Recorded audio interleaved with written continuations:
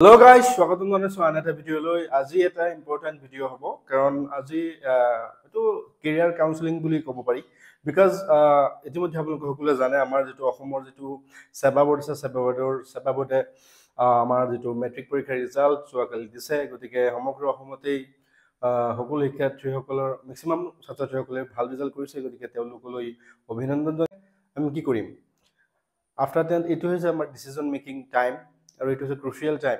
Guys এইটো এটা crucial time হয়। গতিকে এটা ৰং ডিচিজনে তেওঁলোকৰ জীৱনটো হয়তো বেলেগ এটা দুৰ্বল দিশত গতি কৰিব। গতিকে আপোনালোকে কি কৰক, আপোনালোকৰ কৰণীয় হৈছে যে আপোনাৰ শিক্ষাৰ্থীজনৰ ইণ্টাৰেষ্ট কি, তেওঁ কি পঢ়ি ভাল পায়, ছায়েন্স ভাল পায় নে মেথছ ভাল পায় নে ছ'চিয়েল ভাল পায় নে ইংৰাজী ভাল পায়, আৰু সেই বিষয়ত তেওঁৰ ৰুচি অনুসৰি আপোনালোকে এডমিশ্যন দিবলৈ কাউন্সেলিং কৰক, তেওঁলোকৰ লগত আলোচনা কৰক। এইটো হ'ব ছায়েন্স ল'লে এনেকুৱা হ'ব, কমাৰ্চ ল'লে এনেকুৱা হ'ব।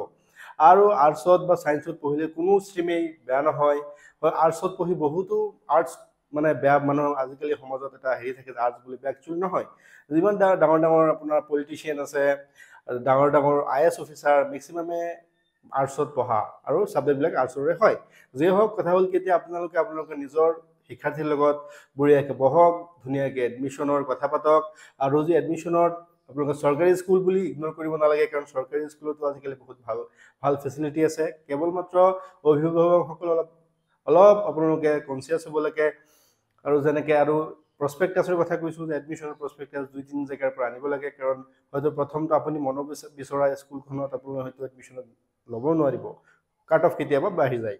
যিয়ে হওক, এতিয়া কথা হ'ল কি, শিক্ষাৰ্থীৰ লগত অলপ ফ্ৰীলি পঢ়ক। এডমিশ্যন লোৱাৰ আগত অলপ বঢ়িয়াকৈ ঘৰত কথা পাতক, ফ্ৰীলি কথা পাতক যে তোমাৰ ইণ্টাৰেষ্ট কি, তুমি কি পঢ়ি ভাল পোৱা, বা মানে অলপ ধুনীয়াকৈ কাউন্সেলিং দিব লাগে যাতে তেওঁলোকে বিপথে পৰিচালিত নহয়, যে কেতিয়াবা হয়তো আক্ষেপ নকৰে যে মই আজি ভাল ডিচিজন ল'লে হয়তো মোৰ বেলেগ বন্ধুৰ দৰে মই আজি ভাল এটা পজিশ্যনত থাকিলোঁ হয়।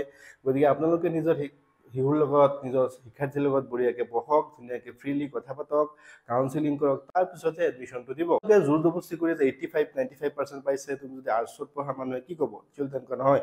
মানে এনেকুৱা বহুত এক্সাম্পল দেখা পোৱা গৈছে যে ভাল ৰিজাল্ট কৰিছে, মেট্ৰিকলৈকে ভাল ৰিজাল্ট 85-95, কিন্তু মানে তেওঁৰ ইণ্টাৰেষ্ট নাই এটা ষ্ট্ৰীম পঢ়িবলৈ, ছায়েন্স পঢ়িবলৈ ফৰ এক্সাম্পল, কিন্তু তেওঁক ছায়েন্সত দিয়া হৈছে আৰু পিছলৈ দেখা গৈছে যে তেওঁৰ ৰিজাল্ট বেয়া হৈছে। গতিকে এনেকুৱা বহুত এক্সাম্পল আছে। ইভেন মই যেতিয়া কলেজত পঢ়ি আছিলোঁ, হায়াৰ ছেকেণ্ডেৰী যেতিয়া এডমিশ্যন ল'ম তেনেকুৱা হৈছে, বা গতিকে তেনেকুৱাবিলাক কথা আপোনালোকে প্ৰেক্টিকেল কথা হয়। গতিকে আপোনালোকে ধুনীয়াকৈ যে সমাজে কি ক'ব, 85% পাইছে ছায়েন্সত পঢ়িব লাগিব, তেনেকুৱা কোনো কথা নহয়। আপোনাৰ বাচ্চাটোৰ, আপোনাৰ ল'ৰাটোৰ, আপোনাৰ শিক্ষাৰ্থীটোৰ যি ছাবজেক্টত ইণ্টাৰেষ্ট আছে, যি ষ্ট্ৰীমত ইণ্টাৰেষ্ট আছে, আৰ্টছ, ছায়েন্স, কমাৰ্চ, গতিকে তেওঁৰ যিটোত ভাল লাগে সেইটোতে আপুনি দিবলৈ মনোনিৱেশ কৰক, কাৰণ বেলেগৰ কথা শুনি লাভ নাই। সমাজে বিভিন্ন কথা ক'ব। গতিকে ডিচিজন আপোনাৰ মন, আপোনাৰ শিশুৱে কি বিচাৰিছে সেইটোৱে ইণ্টাৰেষ্ট, আৰু তেওঁ যদি যিটো বিষয়ত ইণ্টাৰেষ্ট থাকিব, পঢ়িবলৈ মানে ভাল লাগিব, সেইটো বিষয়ত তেওঁ অতি ধুনীয়াকৈ মানে আনন্দময় ফূৰ্তি কৰি এনজয় কৰি পঢ়িব পাৰিব। গতিকে আপোনালোকে সেইটো বিষয়ত মনোযোগ দিয়ক। আৰু লগতে এনেকুৱা বহুত এক্সাম্পল দেখিবলৈ পোৱা গৈছে যে মিছগাইডৰ কাৰণে সমাজৰ সন্মান, দেউতাকৰ মাকৰ মানে যি ছায়েন্সত পঢ়িব লাগিব, ডক্টৰ হ'ব লাগিব, কিন্তু ল'ৰা ছোৱালীৰ প্ৰকৃততে ইণ্টাৰেষ্ট নাথাকাৰ ফলত কি হয়, মানে পিছলৈ ৰিজাল্টবিলাক বেয়া হৈ যায়। যিটো ছাবজেক্টত ইণ্টাৰেষ্ট থাকে সেইটো পঢ়িব নোৱাৰে। গতিকে সেইবোৰ আপোনালোকে অলপ মনোযোগ দিব যাতে আপোনাৰ শিশুৰ ভৱিষ্যতে অসুবিধা নহয়। মই এটা এক্সাম্পল দিব বিচাৰিম যে আমাৰ 3 Idiots চিনেমা মেক্সিমামে চাইছে, আৰু তাৰ যিজন ডিন থাকে, যাক ভাইৰাছ বুলি কোৱা হয়, তেখেতৰ ল'ৰাই কি ফিলচফি পঢ়িব বিচাৰিছিলে, কিন্তু ছায়েন্সত দিয়া হ'ল, পিছলৈ তেওঁৰ পৰিণতি বেয়া হ'ল। যিয়ে হওক, নিজৰ শিশুৰ লগত ধুনীয়াকৈ বহক।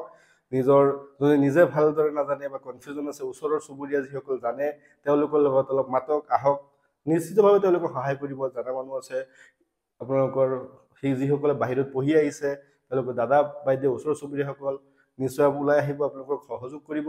গতিকে এইটোৱে আছিল আজিৰ ভিডিঅ' যে আপোনালোকৰ শিক্ষাৰ্থীয়ে নিজৰ ইণ্টাৰেষ্ট মতে, নিজৰ যিবিলাক বিষয়ত ৰুচি আছে সেই ৰুচিমতে এডমিশ্যন ল'ব পাৰে আৰু এটা ভৱিষ্যতে ভাল ৰিজাল্ট দেখুৱাব পাৰে। গতিকে ধন্যবাদ বন্ধুসকল। এনেদৰে ভিডিঅ'বিলাক প্ৰস্তুত কৰিবলৈ চেষ্টা কৰিম। আপোনালোকে ভাল লাগিলে প্লিজ ফ'ল' কৰিব, লাইক কৰিব, শ্বেয়াৰ কৰিব, আৰু ইউটিউব চেনেল ছাবস্ক্ৰাইব কৰিব। ধন্যবাদ।